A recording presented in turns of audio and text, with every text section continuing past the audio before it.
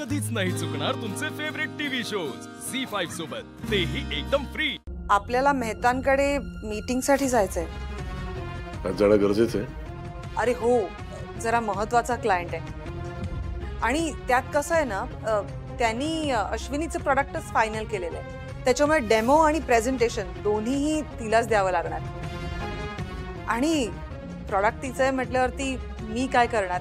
आणि इम्पॉर्टंट नसला असताना तर तुमचा एवढा सगळा प्लॅन असताना मी मध्ये बोललेच नसते, बट तो क्लायंट इम्पॉर्टंट आहे त्यामुळे अश्विनीनेच हँडल केलं तर इट्स बेटर। अरे बापरे, मग शकुनाच्या वस्त्राचं त्याचं काय करायचं? आई तुम्ही नका ना काळजी करू, मीटिंग संपवून ना मी दुकानात पोहोचेन।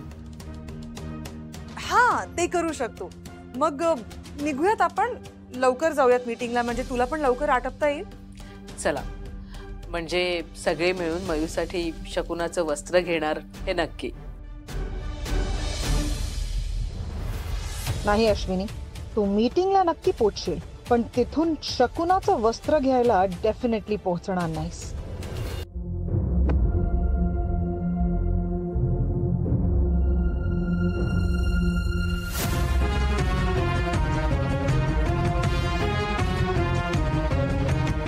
किती साधी दिसते ही अश्विनी, केस इतके साधे, साध्या साड्या नेसते, पण तरीही कामात मात्र परफेक्ट आहे।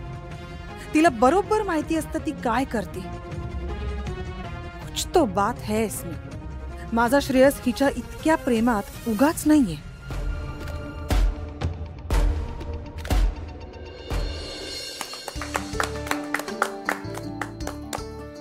थँक्यू, खरंच तुम्ही सगळ्यांनी पेशन्स ठेवून माझं प्रेझेंटेशन ऐकलं त्याबद्दल परत एकदा thanks.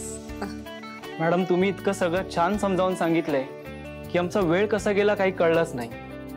Thank you so much sir.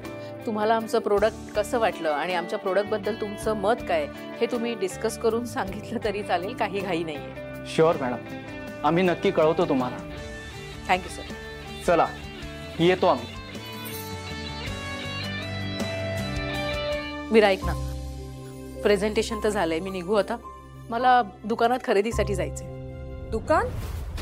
अगं साडीचं दुकान, मयुरीसाठी शकुनाचं वस्त्र घ्यायचंय ना। ओह रिअली? म्हणजे अश्विनी, आत्ता आपण काहीतरी कामाचं बोलत होतो आणि एकदम अचानक तू पर्सनल आयुष्याबद्दल बोलायला लागलीस।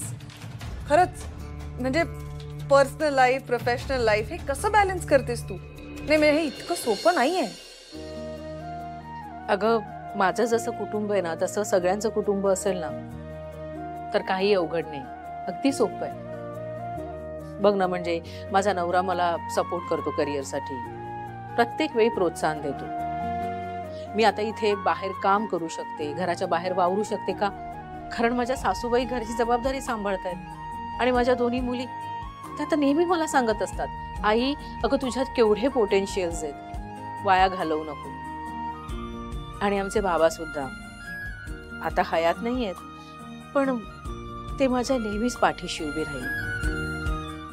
झी5 ॲप डाउनलोड करा आणि पहा सर्व एपिसोड्स एकदम फ्री।